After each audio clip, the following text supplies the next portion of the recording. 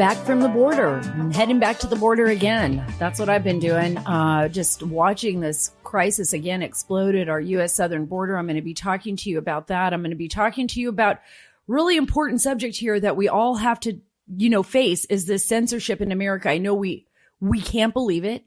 I never thought that in America we would have to deal with this. In the land of the free, the home of the brave, land of liberty, we are now dealing with people that are self-censoring, people that want to burn books.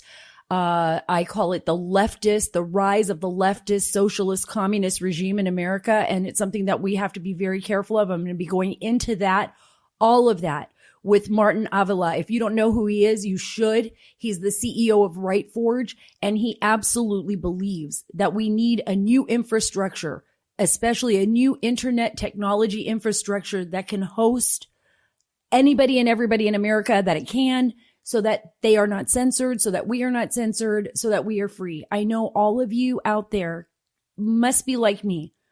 The reason we go to war, the reason we protect this nation is to basically protect those essential freedoms, those freedoms that make us different from every other nation on earth, to protect our freedom here at home. And there are so many people here that are now giving it away, and we're going to tell you who they are. Mark Zuckerberg, Jack Dorsey, Sundar Pichai, all of these guys. You are going to be held accountable for what you are doing to this country, because we really cannot remain silent. We have to point this out. And we have to find other avenues. There's a lot going on here. There's so much that we need to talk about. But first, I want you, wherever you get your podcast, go ahead and leave a review. Talk to us. Let us know what you're thinking, whether that's on YouTube or Rumble or Facebook, which sometimes censors, or Twitter, wherever you get your podcasts, wherever you go to social media. Let us know how you feel. Leave those reviews. We will go through them. We will pick out the best ones. We'll read them here on the air. Sometimes that's what we do. And a lot of times we just look at what stories interest you the most. And that's what we do. We find those stories and we bring them to you here from the Sara Carter Show. And remember, you can get all the links at saracarter.com. And while you are there, sign up for our email list. Remember, this is a time of censorship. We don't want this to happen. Okay. We don't want to be trapped in the land of censorship. What I would love for you to do is to get out there and get on my website and then sign up for the email list. And this way we can reach you every week. We can show you what the latest stories are at saracarter.com. We can talk to you about our latest podcasts. We can get those podcasts out to you. So if we are censored, which we have been shadow banned here and there on Facebook as well as Twitter, if we are censored, you will not lose touch with us and we will not lose touch with you. That's important. Now, when I talk about organizations that support this podcast, I always talk about AMAC. AMAC is so important. It's the Association of Mature American Citizens. It is the fastest growing conservative 50-plus organization in America, folks. AMAC believes in the values that have made America so great: faith, family, and freedom. AMAC offers an alternative to just about every benefit that AARP offers, but without that liberal agenda. You know, that one that AARP always tries to shove down your throat? AMAC does not do that. I stand with AMAC, and I hope that you will too. I encourage you to join today at amac.us/Carter. That's amac.us/Carter, CARTER. The benefits of membership are great, but the cause is even greater. Join today at amac.us/Carter. You will not regret it. Let's talk about the crisis on the border. I spent the last week in McAllen, Texas, on the Rio Grande. By the way, I shout out to the RGV sector, to the Border Patrol agents and RGV, to the law enforcement officials and RGV. What an amazing job you have done. What an amazing job you do every single day. Our federal law enforcement officials put themselves on the line. And they are doing it every single day. I saw it with my own eyes, and I've been covering this since the early 2000s, believe it or not. 2006, 2007. I was there in 2014 on the border when all of the unaccompanied minors were rushing through. These are the young children, young kids under the age of 18, traveling to the border alone without parents. And our Border Patrol agents on the front line are the first people they come into contact with in America. And believe me, they are doing everything they can for these young people. And I got to tell you, it's healthcare. It's mental health care. You can't imagine what some of these children have been through. You cannot imagine. And this is something that we, as a community, as a nation, we all have to pay attention to. And it is perpetuated by horrific policies that the Biden administration has in place right now. We are seeing an increase of women and children. We are seeing an increase in what they call family units because they have all been told by the drug cartels and these human trafficking organizations that basically Biden has given them 100 days. You know, Biden has stopped deportations now. It's a 100-day kind of stopgap measure, just letting people in. We're going to let these people in. And because they're children, right, they're not deporting them. So this is the little trick, right? This is the little loophole. So what happens is adults who want to come into the country will literally rent children sometimes and make it seem like they're their own. And these kids are circulated in and out of the border multiple times. So they are completely abused. I'm going to tell you that straight up. These children, some of them are traveling 3 months to get to the United States, and they're just hoping that they'll find family here. Others are just maybe coming with an uncle, coming with an aunt, just hoping to get them in, and they'll say, oh, you know, these are my kids. I'm the guardian. So that way they don't get deported, right? This is another way of not getting deported or sent back. I spoke with a group of children that had come through from Honduras. There are kids coming from all over the world, and there are people coming from all over the world. I know the majority that we're seeing right now is from Central America. We got a lot of folks from El Salvador, a lot of folks from Honduras, a lot of folks from Guatemala and Mexico. That does appear to be the majority of people traversing into the U.S. border. But I can tell you this. I know that people from Pakistan have crossed in recently, people from Afghanistan, a lot of gypsies from Romania. Think about that. People from all over the world. And guess what? When they get here, the majority of them too, just basically they lose their IDs. That's it. They don't have them on them. You know why? Or they forward their identification and then they pretend like they lost it, because this way you can't send them back that easily. Think about it. If I'm a Romanian gypsy, right? And I'm coming in illegally through the border, and a lot of times people are sent here to work. There's a lot of interesting stories here, in-depth stories that you may not be aware of. And I'm talking about gypsies. A lot of gypsies come in. They know they're going to get kicked out in a year. They're set up to work inside the system. They're going to collect money. This is just one little side story of the border that I'm talking about. But let's say I lose my identification. How are you going to know who I am? If I say I'm a Romanian gypsy, I'm here in the United States now, where are you going to deport me to? Back to Romania? Think about it. How are you going to do that if you're an adjudicator for Immigration and Customs Enforcement? Yeah, I got a guy here. He says his name's this. He's from Romania, or he's from Georgia, or he's from, and I'm talking Georgia, the country, or, from wherever. It doesn't matter where, Bangladesh. If I don't have identifiers on me, then you have to contact the Romanian consulate. You got to contact the people in Romania. They have to figure out if you really exist in their database. That could take weeks, months. If you're not in an Interpol database, you're not a terrorist, you're not wanted, you don't have a criminal record, you're just somebody who exists without an identification, and I just got to rely on you. And guess what? A lot of people, almost every single person, is being kicked free into the country with a report to court date. That's what happens. You got to report to court to file your asylum claim. And when we set people free inside the United States, whether they are from Honduras, Guatemala, El Salvador, Romania, Pakistan, India, as long as they are not a known terror threat, well, they're usually just kicked free. They're put on a bus. They're sent on an airplane. Bye-bye. See you later. Sayonara. Hope you come to court. And they don't usually ever show up. They don't. Some of them do, but the majority of people don't. And what about the people that came here legally? You know how frustrated they are? But I want to talk to you a little bit about those children.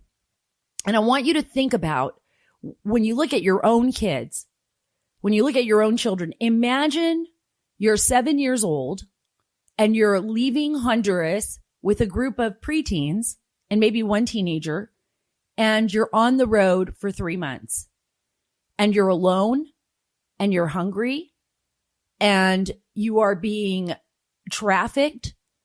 And maybe your uncle had you go. Maybe someone else had you go. Maybe your parents paid some money to have a trafficker bring you up to the border. Maybe you're a 13-year-old girl like I saw and you're traveling with a bunch of boys. What do you think happens on this journey? I don't need to explain it to you in detail. There are predators out there and these children are abused. And these children, if they're even the trip itself is so dangerous. Just look at your own child. My youngest is 8. There was a boy that was 7 years old that was traveling alone. And I asked them, I said, what was it like? They said it was dangerous. They said they were very hungry. They were very thirsty most of the time. I said, where'd you get your food? People on the street, at a church, water from a well, wherever they could get it, and then they get on La Bestia, which is this big train that goes through Mexico. And La Bestia is just, more of a manufacturing train, right? It carries product. It's big carts, and those carts actually on top of them, on the big train carts, there are predators on these trains. And they go with the cargo and these children piled up on top. And sometimes the kids fall off. And the kids were telling me, you know what? We were so scared. Some of the children disappeared that they were traveling with. Other kids can fall off the train and they don't have identifiers on them. That means that a lot of these kids, we don't even know they exist. They may not even have a birth certificate. Our government, the Biden administration, is perpetuating this crisis with this terrible behavior. And I want you to know this isn't and policy. This isn't the only time. I saw this under the Bush administration. I saw this under Obama administration. And I didn't see it as much, at least not the rhetoric under President Trump's administration at all, because it's the rhetoric. That's what these cartels and human traffickers are using. I want you to listen to Jen Psaki. She's the White House spokeswoman. I want you to hear how she basically avoids calling the situation at the border a crisis. Listen to this. Well, I would say I don't think we need to meet your bar of what we need to call it. We had the Secretary of Homeland Security yesterday conveying it's a challenge. We've provided numbers publicly about how serious that challenge is. We, of course, because we are approaching this humanely and we are approaching this in a way where we will keep the children safe in a great break with the past administration. And because we're doing this at a time of COVID, that is even more challenging because most of these facilities are at 40% capacity, hence the number of beds that are being utilized. But again, we're going to approach this without labeling. We're going to approach this with policy, with humanity, and with a focus on what we can do to keep these kids safe. Humanity and policy, Jen Psaki, would be to enforce the laws that do not perpetuate this behavior. That's what would be humane and that's what would be right. That is the right thing to do, is to put laws in place that do not perpetuate the trafficking of children to the United States. And it is a crisis. It is absolutely a crisis. It is not a challenge. In February, there are more than 100,000 is what Border Patrol believes people apprehended along the U.S.-Mexico border. The month before it was 78,000. They expect those numbers to increase exponentially in the next few months.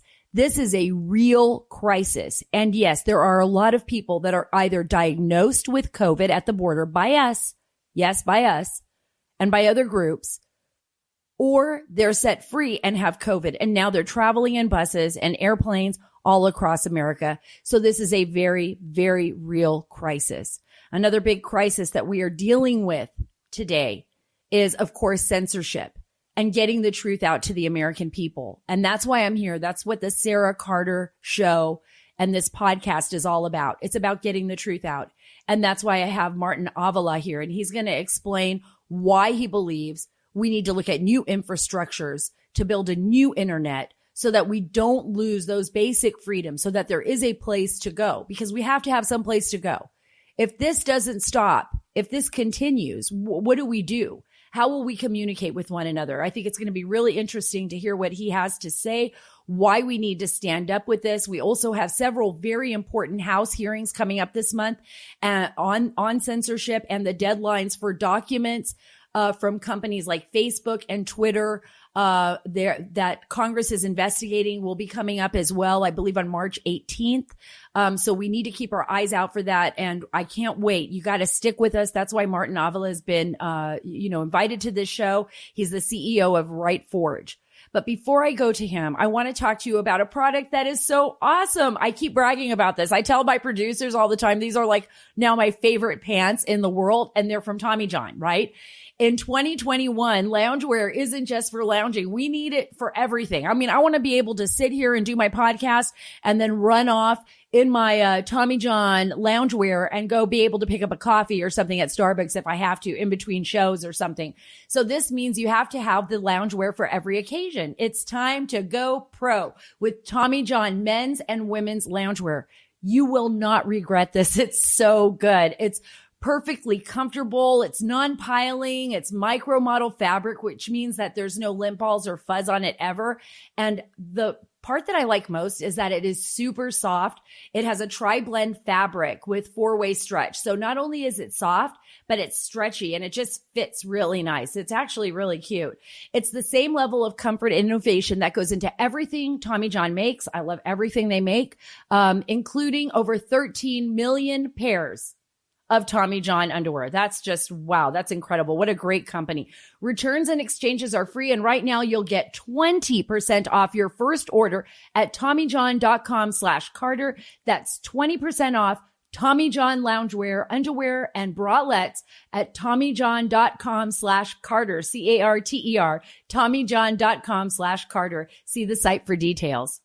And now, without any further delay, I've got Martin Avila here. He's the CEO of Right Forge. It is a full-service technology infrastructure company specializing in high availability cloud hosting, web development, managing and protecting online assets for companies, campaigns, and organizations who care about an open and free internet. We support and affirm the inherent rights of a free America, they say, and I support the inherent rights of Martin Avila to build such a great company. Thank you so much for joining us. Oh, thanks for having me. Yeah, it's a big undertaking we're doing, but we're having a lot of fun. Thank you. Oh, well, I can't wait to fill everyone in on this. I've been talking about you and bragging about you to everyone. Just incredible work because we need freedom fighters. And I mean it in all the good ways. I don't mean like going out in the streets and fighting. I feel like I have to clarify that all the time, right? Absolutely. It's such a crazy world we live in now. Did you ever think America would reach this point? Like, I don't think I ever thought it would go this far. Yeah, I didn't. A few years ago, started to get scared. The power of big tech when the Internet of Things really started taking hold. And when my buddy told me that he has a computer in his barbecue, those are the types of things that I was, it makes you go, wait, the world is the internet now. And these companies don't live by the rules that the country was founded upon. And they're governed by profit. They're governed by their board of directors, whoever they're from. And, then you see things like the deplatforming and the censoring happening.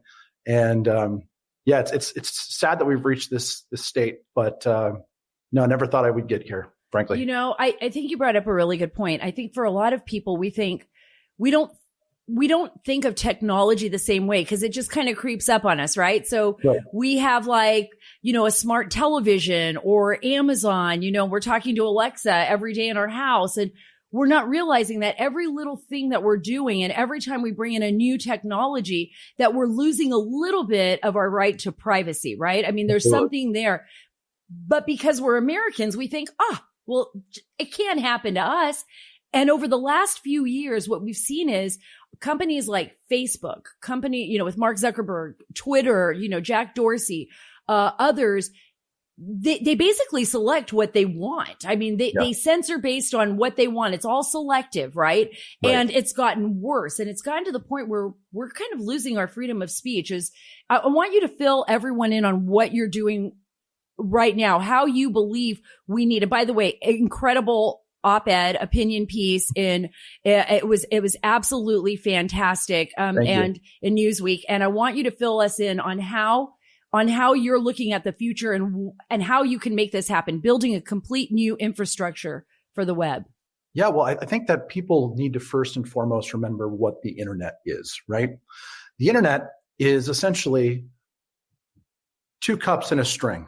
It's the actual foundational network that all of these companies live on top of. So when we used to make phone calls, AT&T, they had a lot of the fiber, the optics, but there's Google, Facebook, all these things, Amazon even, they have convinced us that they are the internet, and they're driven by profit to connect us with, just like you said, Amazon Alexa in our kitchens, the doorbell, Ring, even your thermostat, to continue to project their influence into our day-to-day lives. But at the end of the day, the internet is servers and interconnectivity between those servers. And so what we're doing is actually deploying the foundation of the internet and reaffirming the Bill of Rights on that platform. And from there, we will then grow and produce applications and products that will also reaffirm the American Foundation principles.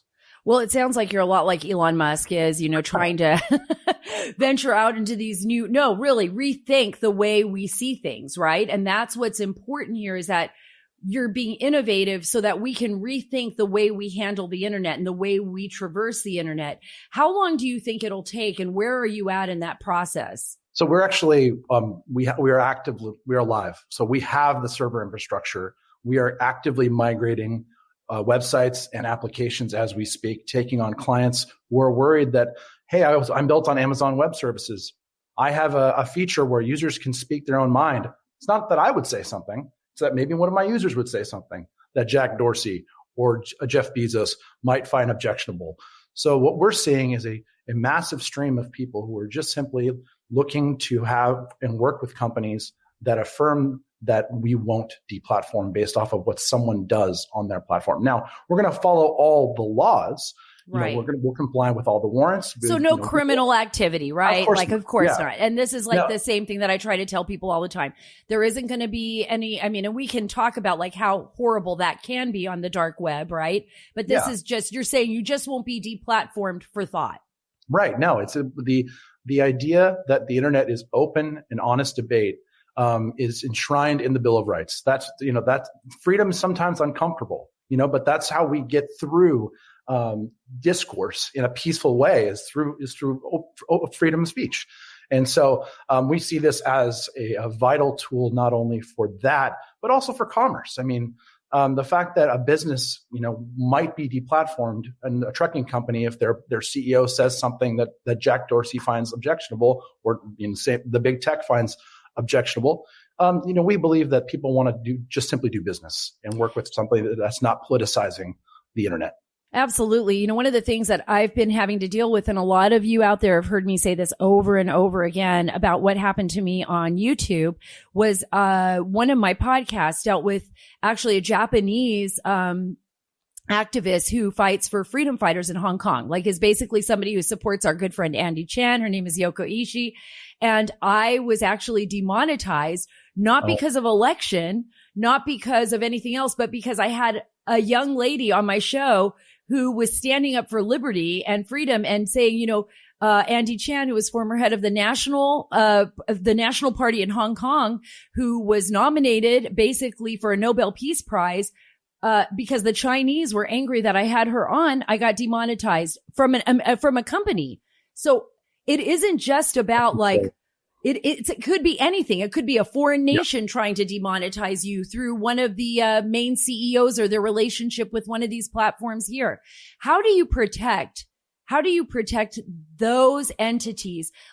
When we think of the internet, speak about it maybe in layman's terms. So if SaraCarter.com got deplatformed, right, by, let's say, Google, right, or something, just because they didn't like whatever politics I have, would it still exist on the internet if somebody looked for it? If I was on your internet, it certainly would still exist and be available, and people could go to your website. And that's really where we're seeing the first influx of customers who are hosting websites that they're monetizing themselves.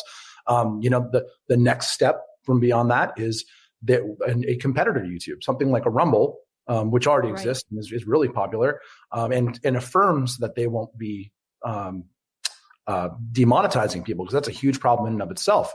But that's where we're starting. It's just allowing people to recreate and build off of the backbone that's already distributed all across the country and available all across the country. How awesome is that? I want you to listen to this. This is Governor Greg Abbott. I want to get your take on it. It's regarding big tech censorship and how it'll soon be illegal in Texas. The United States of America was built on freedom of speech and healthy public debate. Big tech's efforts to silence conservative viewpoints is un-American, un-Texan, and it is unacceptable. And pretty soon it's going to be against the law in the state of Texas. Amen. I got to tell you, that's pretty awesome. I love Texas. I was just there covering the border, and I love Governor Abbott. I love the people of Texas. They're just tough as nails, strong, and they're willing to stand up to big tech. And I think what's so surprising to me is that they're actually acting as publishers, right? Mm-hmm. So how are they getting away with this? What are you hearing? To that point, that's a policy discussion, and I know that a lot of people are working on that and really trying to protect the public square. A lot of sites actually are, but when they're getting into the game of actually censoring us or editorializing us, even, right? So I wrote the article and actually an op-ed with Congressman Stubbe out of Florida that it was on the Federalist, and I went to go post that on Twitter. Or retweet actually from someone else. And it said, are you sure you want to retweet that? Because you haven't read it yet. And I'm like, I wrote the damn thing, but that's a soft censorship, and then we don't even know what's going on beyond when I actually post and whether or not it gets routed to my followers. That's an entirely shadow mechanic that really does turn them into a publishing platform and not so much a public square. And I think those are the types of things that policymakers are grappling with. And what is going on with these algorithms? How come, I can have 100,000 person Facebook page that performed really well 5 to 10 years ago and now doesn't get any traction? What did you do? And that's not public, right? I'm trying to figure that out. How does that happen? Because we've seen that before, even with my social media platforms, where we have 1.2, I had 1.4, and then they, removed 200,000 followers for me when they did the big removal and everybody was losing followers. Now we have over 1.2 million on Twitter and then a really great Facebook. And then all of a sudden we realize there must be something going on with the algorithms, because we're not getting the traffic we did, or people aren't seeing it, or when they click on it, they can't get into the story. So is there anyone that can investigate that? I know we have some hearings coming up, but as a computer expert, as somebody who understands the internet, is there a way to even find out what these companies are doing, or is it so internal that it's almost impossible? I don't know. It would actually be pretty much almost impossible unless they're going to open up the code. It's the amount. So it's all based on code, right? And it's codes that you have to know. And code that changes all the time and has changed all the time. So, those algorithms, they're tweaking, they may have control panels that influence those things. They certainly do. It's going to be a very, very tough nut to crack, especially from a legislative standpoint. But I know a lot of people are putting a lot of energy into these questions because you're asking the right questions. Right. Because I know it's difficult for congressional members. Sometimes I'll talk to people that are really tech savvy and they'll say, oh, what the problem is that our congressional, lawmakers, just like me, right? We're regular folks. We don't have expertise in the internet or in code. And so people are lost. They're like, well, what question can I ask? And unless they have a good advisor, they won't know what the follow-up questions are. So they could be easily tricked. Like, listen to this. This is Jack Dorsey. He's getting caught by Project Veritas. This is awesome. James O'Keefe got him. The full retro, as I said in my note, it is going to take some time. And then the other thing, just to close out a little bit, we are focused on one account right now, but this is going to be much bigger than just one account, and it's going to go on for much longer than just this day, this week, the next few weeks. It's going to go on beyond the inauguration. We have to expect that. We have to be ready for that. So the focus is certainly on this account and how it ties to real world violence, but also we need to think much longer term around how these dynamics play out over time. I don't believe this is going away anytime soon. And the moves that we're making today around QAnon, for instance, is one such example of a much broader approach that we should be looking at and going deeper on. So the team has a lot of work and a lot of focus on this particular issue. We also need to give them the space and the support to focus on the much bigger picture because it is not going away. The U.S. is extremely divided. Our platform is showing that every single day, and our role is to protect the integrity of that conversation and do what we can to make sure that no one is being harmed based off that. And that is the focus, and that is the color of our life. Wow. I mean, just the fact that he felt it was his place to basically determine what people can listen to, what they can hear. And then it makes you wonder, who was he meeting with beyond just the people in his company, right? There had to have been lawmakers involved in this. I mean, it wasn't just about Jack Dorsey talking to his company. Somebody had to have called him up and said, we need you to put a stop to President Trump. We need you to put a stop to the people that support him. And now not only have they put a stop to that, right? I call him Che Guevara because I think he wants to be like the really cool, like Che Guevara type, like, you know, the Fidel Castro, Che Guevara in the mountains kind of the internet type of guy. But I also believe that beyond that, we've seen this is the platform for deplatforming everything, right? Yeah. They felt they could get away with this. So now it's Dr. Seuss and then it's Mr. Potato Head and then it's the Bible. Yeah, I don't even know. Look, the Quran. They could. I have a lot of respect for these guys. I've been in technology for 15, 20 years now. And first, I started in my company when I was 16 years old. I think that the tools that they've built were changed the world, and in some cases, massively for the better. In most cases, massively for the better. We would have never had a President Donald Trump without these platforms. And that was allowed people to break through traditional standards of power in the establishment and giving people the voice. But the fact of the matter is these guys are totally out of their element because they have no idea how to put humanity back in the box. And that's what they're trying to do. And I have a ton of respect for them. Frankly, the founders of this country understood the actual problems. And they fought a war over this to create a country that created the ability for us to have this leaps in human advancement. And these people don't understand that the code for this country comes out of the Bill of Rights. The fact that we gave people the ability to talk and have that discourse and could be protected for things that they're saying. These guys don't understand that. Either they don't understand that or they're entirely afraid of it and they think that they can do better. And I don't believe that that's true at all.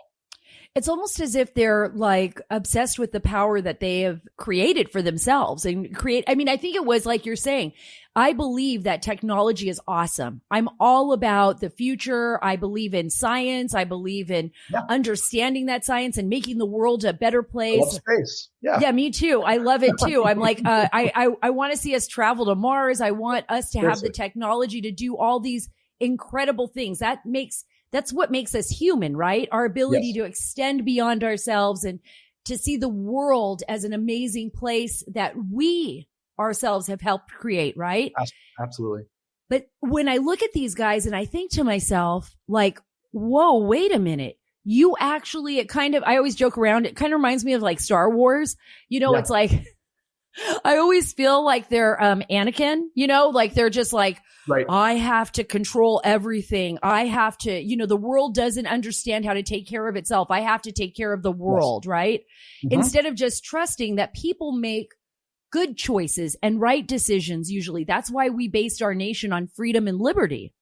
So why can't we get them to just dial it back? I mean, have they just become too overblown with power? Are we going to be able to get back there? I mean, as the technology moves so far ahead that Jack Dorsey, Mark Zuckerberg, all these guys, Sundar Pichai, all of this names that we hear, are they going to be part of like kind of a shadow government that just basically controls what we're going to be narrating? I mean, is this a brave new world? I think that they are. That's, like we said earlier, the internet is everything now. It's in your cars, it's in your barbecues, it's in your doorknobs. And these people are making political decisions and politicized decisions that are frankly completely not grounded in the framework of government and the economy that we thought we had. And so I think they're too far gone, frankly. I think that what can the American people do, Martin? What can they do? I mean, I think that's why I argue that we need to essentially build our own tools and have our own infrastructure that reaffirms those ideas. And that's exactly what we're doing at RightForge. That's where we see ourselves as the starting place. We're not saying that we're going to go out and build every single app and every single tool. That's not our plan. Our plan is to stand up the backbone to let other people do it and on top of us and facilitate and connect. Just produce tools that produce the internet. That's what our job is. Well, what can people do if they want to go to your platform? How do they do this? How do they get there? What can we do to make this happen? Rightforge.com, we can get your site moved over within a week. If you've got a website that you're concerned about, we have the capacity to do any size website immediately. And we're actually expanding our server infrastructure right now. So rightforge.com, we'd love to work with any company, any site of any size. We're talking to people who have church websites. Those are easy migrations for us. We're talking to people that have trucking companies and media platforms and all those sorts of things, shopping sites. Right. How about Dr. Seuss books? How about Dr. Seuss books? Exactly. We're going to upload every book known to man before they burn it. I don't know. It's so crazy. What a world that we live in where we have to actually build an online bookstore that does deliveries because Amazon decided that they don't want to do that anymore. So they're stopping everyone. I mean, this isn't just about Dr. Seuss. They're stopping great thinkers, philosophers. They are calling books, they're censoring anything that the left, and I don't want to say liberal because I feel like we use that word just kind of haphazardly because I have friends who are Democrats who would have never gone for this. No. I have a great friend. He's an attorney. I brag about him all the time. He's on the show all the time.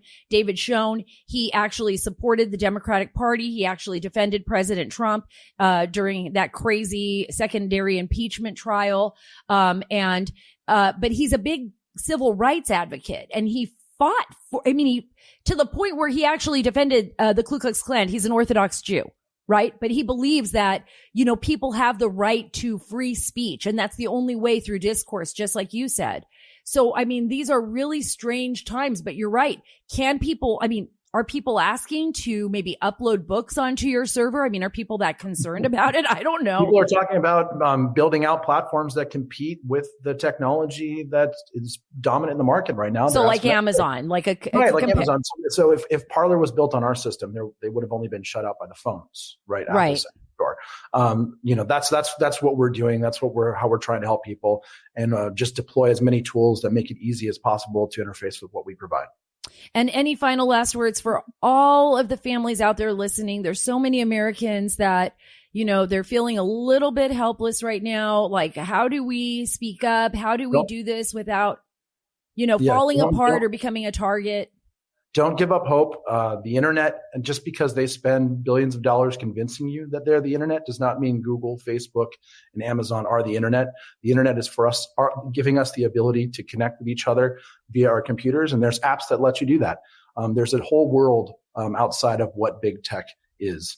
And you'll still be able to use an internet that's going to be rebuilt by companies like ours at RightForge.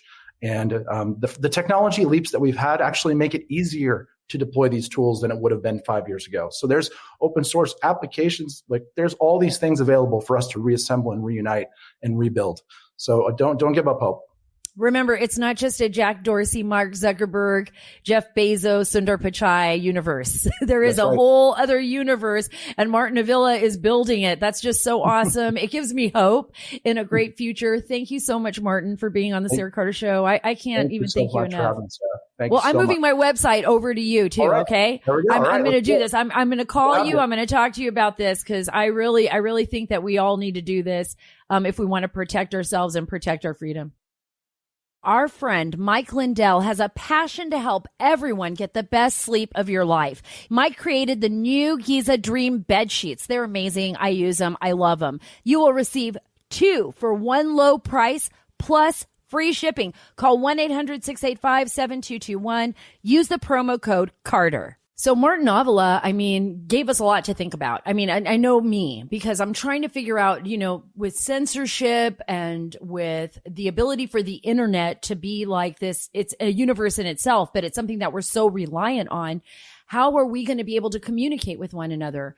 And how are we going to be able to ensure that it'll be an open place of discourse without all of the crazy censoring and this dystopia future that we're seeing evolve here in America as well as across the globe.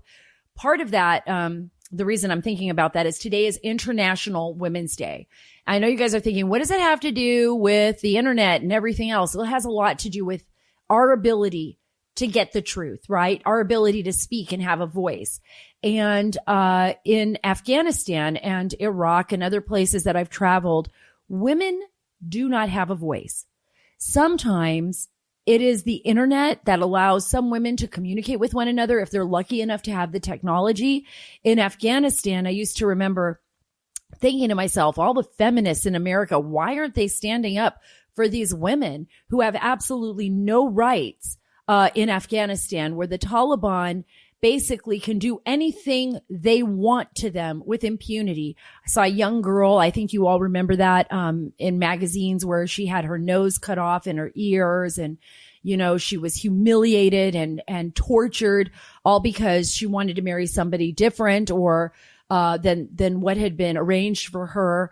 I've seen her horror stories in Afghanistan, where young girls have either disappeared. There's self-immolation, where young girls who are forced to marry older men will literally set themselves on fire so that nobody will touch them ever again if they survive. Our ability to be free and to have liberty is not just endemic to just women and women's rights, although women have faced an enormous amount of atrocities in the world.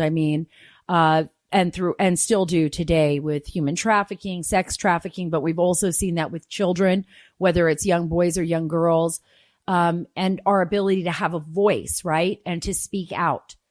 What does it mean to understand the plight of women and International Women's Day? What does it mean to stand up for somebody else's rights? When it goes far beyond culture, by the way. I'm not being disrespectful.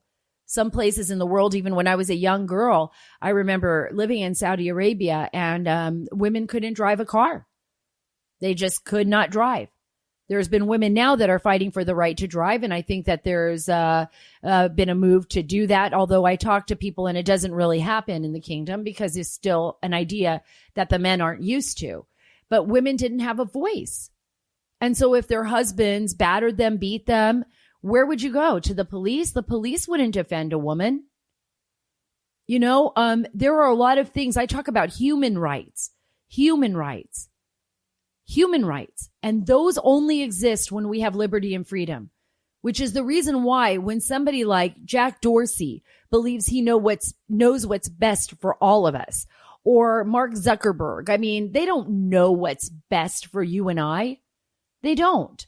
They have no business. They have no business monitoring, and the government as well, monitoring what we say to one another. This crazy talk too about who we are in the United States, and that, those deplorables who support President Trump or supported an America First agenda are somehow dangerous. No, what's dangerous is the government spying on its citizens. What's dangerous is the expansion of powers and trying to control people. What's dangerous is not listening to people, right? Being the voice for the voiceless. That was what a reporter should do. That's what somebody should do when they're trying to tell their story. And I'm going to go back to, the reason why International Women's Day is so important to me. And it's so important for me to tell you these stories is because very few women had anyone speaking for them, and still do. Very few women have anyone speaking up for them. In a country like Afghanistan, where do they go? Who would they turn to? Who's even going to pay attention? in a country, even up in, the mountains of Sinjar with the Yazidi women and what happened to them with the Islamic State and how they were tortured and kidnapped and brutalized and raped. And even just down to the simplest tasks, like getting an education in Pakistan, right? Or in the United States, having someone listen to you, to be your voice, stopping human trafficking. All of these things, these are things that we have to pay attention to. We can't just walk away and say, you know what? It's not my problem. I'm not involved in any of that. I don't know anything about human trafficking. Who cares what happens in Afghanistan? You know why it matters? It matters because eventually we will be the ones looking for someone's help. Look at what's happened in America now. We talked to Martin Avila. He's a young, ambitious, super smart guy who's doing this incredible thing, trying to rebuild the backbone of the internet. Why? Because we don't have a voice. Because you and I are losing our ability to speak to one another in the United States of America. Remember what we said right at the beginning of that interview with Avila? It was like, did you ever think this would happen in the United States of America? And he was like, no, I didn't. I mean, I really didn't either. I didn't want to believe it was happening.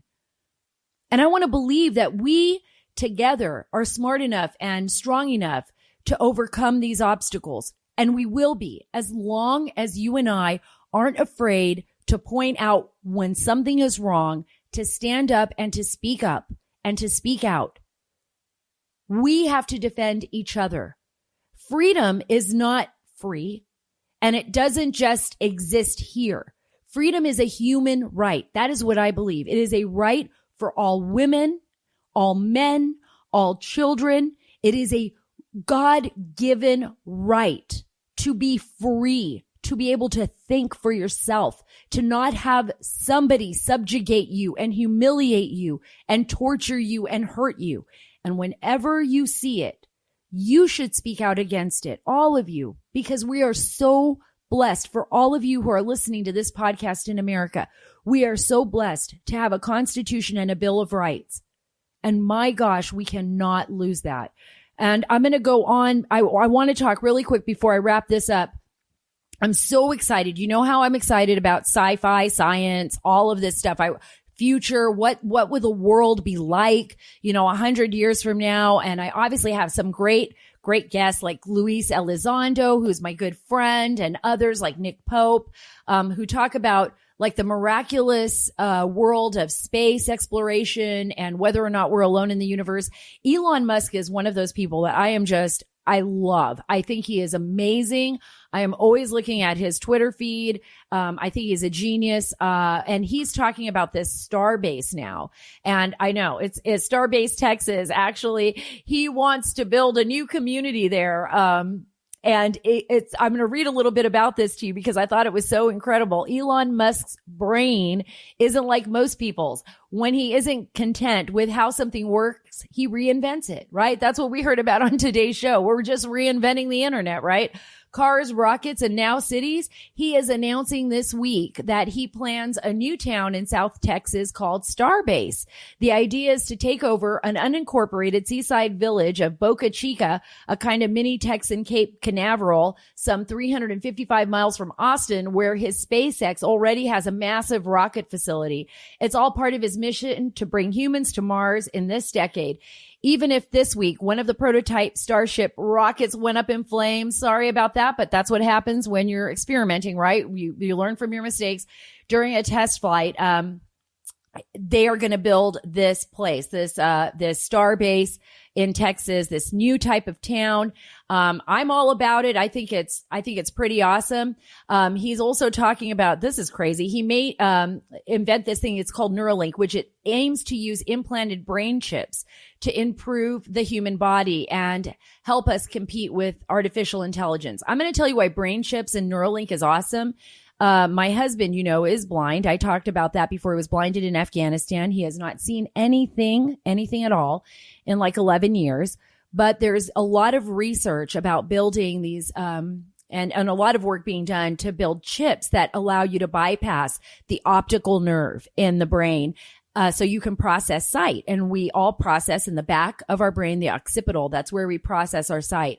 So I don't know, maybe one day he'll get to see his daughter for the first time and see his children again. We shouldn't fear technology. What we should do is, and this is what I say all the time, we should do is have our principles in place and live by a moral code that allows us to live alongside these technologies and advance humankind. That's what we want to do. And we want to do it by being as free and as possible, a society that respects one another's ideas and wishes. Whether we agree with them or not, we can always find a place for discourse and understanding. And that's what's important. And that's what I hope we brought you here today on the Sara Carter Show. Thank you so much for joining me on this podcast. Again, go wherever you download your podcast, whether that's Apple, Spotify, Spreaker. Download the podcast, leave us a review. I read all of them. I go through as many as I can.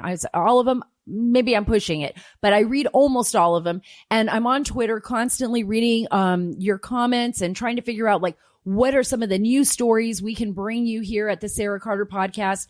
And also, go to my website, saracarter.com, sign up for that email so you will not get censored. Martin Avila, he's signing up for that email. I know he is. He wants to hear from me at least once or twice a week.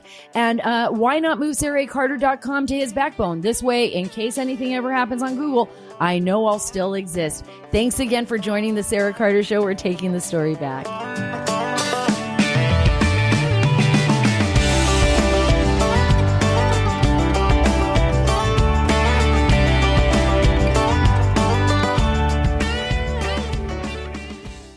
Hi, it's Dana Lash, host of The Dana Show. Every day, I'm here to keep you up to speed on the most important stories and info that you need to know in your very busy life. And if you're always on the go and you want to stay connected, just download our daily podcast and take it with you. It's a great way to get up to speed on what you need to know and what legacy media may not be telling you. Visit danaradio.com and click on the podcast link or subscribe at iTunes, Spotify, or wherever you get your favorite podcasts.